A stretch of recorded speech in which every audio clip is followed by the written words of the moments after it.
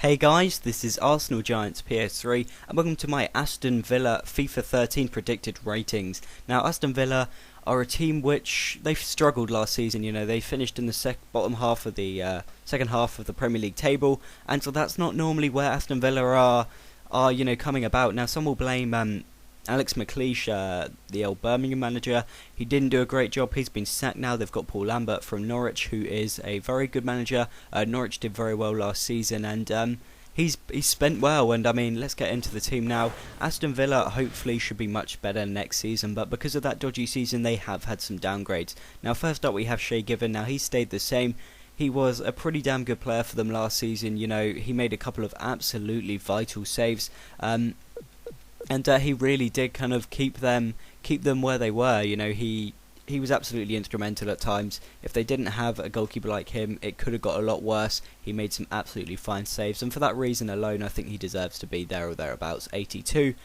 He is one of the Premier League's most consistent and best goalkeepers, in my opinion. Next up, we have Alan Hutton, formerly of Tottenham. He had a tough first season last year for Aston Villa. Really struggled to find his feet.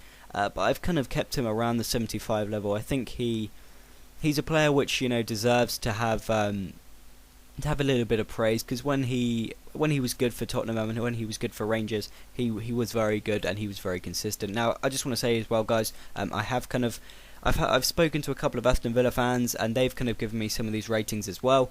So I'm not just going off a couple of Match of the Day episodes or whatever. This is quite a large portion of it is from an Aston Villa fan's point of view. Next up, we have Ron Vlaar. Now this is a great transfer for Aston Villa. The Feyenoord player, he used to play for Feyenoord last season, Ron Vlaar, and he and their other midfielder, other new signing, El Amadi. I can't pronounce the guy's name, and I'm really sorry about that. I'm not great on my Moroccan. But yeah, Vlaar and El Amadi both finished second in the Eredivisie last season with Feyenoord. An absolutely superb finish for them. And Vlaar was essential. He was a very, very strong and cautious, but so vital centre back, and he is a great signing for Aston Villa. Really, really good, and I think he will do very well with this man. Richard Dunn again last season, a bit like Given, was absolutely instrumental for Aston Villa. They really did struggle to kind of uphold that centre back, not that centre back, but that defence, that kind of relying off their defence. They struggled, but without Dunn and Given, it could have been a lot worse. And for that reason, I've kept Dunn around 78. I've given Vlaar 79 because not only did he didn't do superbly for the Netherlands, but he did get a call up for the Netherlands and was relatively impressive. Actually, I was more impressed with him than I was with their other centre back, Heitinga, for Holland at Euro 2012, but also because he was so good. He was almost on a par with Vertonghen of Spurs. Last year in the Eredivisie, say that he deserves to be a 79, almost 80. I think he is a very good centre-back. And next up, Stephen Warnock. He has had a troubling time since leaving Liverpool. And at Aston Villa, many Aston Villa fans are not too keen on him. They think he's a bit useless, a bit dodgy down that left-hand side. And I think that's a fair criticism. Warnock has really struggled to kind of, again, just make that left-back position his own and be solid, but also decent going forward. And for that reason, I think he'll probably be a bit of a downgrade this year, but he was one of the weak links in their midfield. Next up, we have a great signing. This man, El Amadi, from Feyenoord. Can't quite remember how much they paid for him, but he will definitely be a relatively good gold, I imagine, on FIFA 12 Ultimate Team, and a 76 around that on career mode, because he is a no-nonsense defensive midfielder. He is Moroccan. He's just done so well. He came back for Koeman last year for Feyenoord, and he was integral part of that centre midfield, that midfield kind of role. And Feyenoord did very, very well, and they would have missed him. I think he got a Team of the Year on Ultimate Team as well. I'm not too sure, but he scored twice as well for Feyenoord from a very deep position. He's an all-round workhorse in the midfield and a vital player, I imagine, for Aston Villa. He will be absolutely superb. That's my tip for this team. I reckon he'll do well. Next up, we have Stephen Ireland.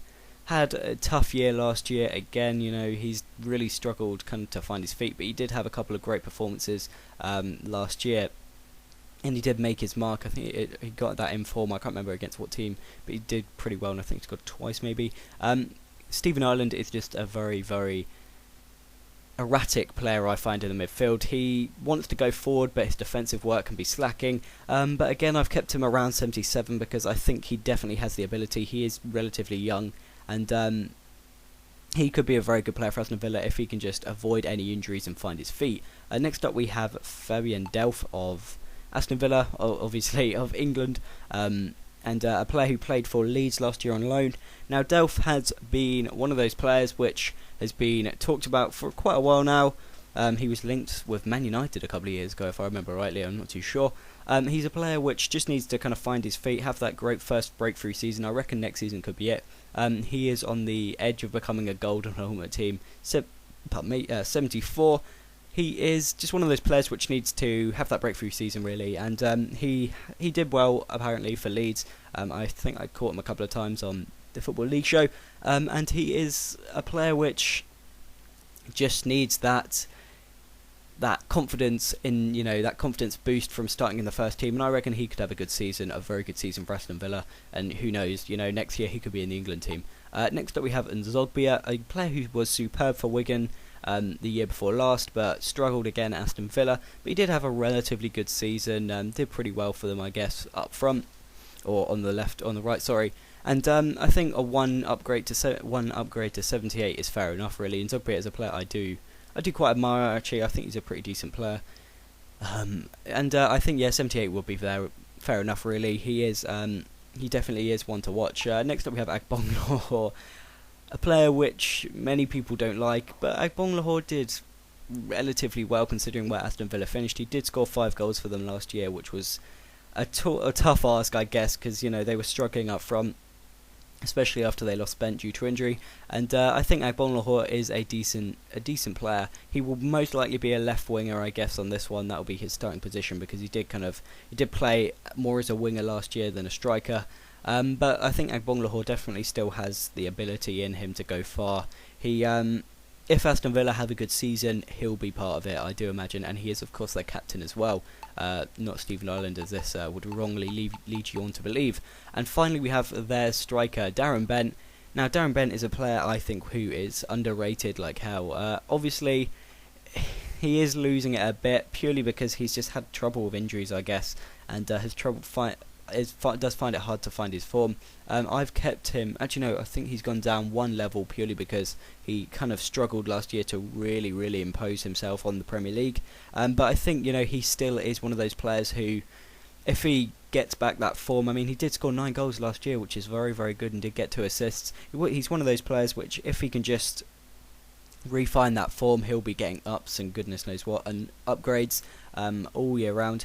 And for all we know, he could be a Team of the Year next year. He is one of the better English strikers. He is vastly underrated, I do find, Darren Bent, and I think he should start down low because he has had trouble with injuries and he has been not quite as deadly as he used to be. But if he does anything well, and if Aston Villa have a good season next year under Lambert, then I think he will be integral and he will get upgrades. So thanks guys for watching this Aston Villa episode. I hope I have not rambled too much, and let's hope Aston Villa have a good season next year. Thanks for watching, guys.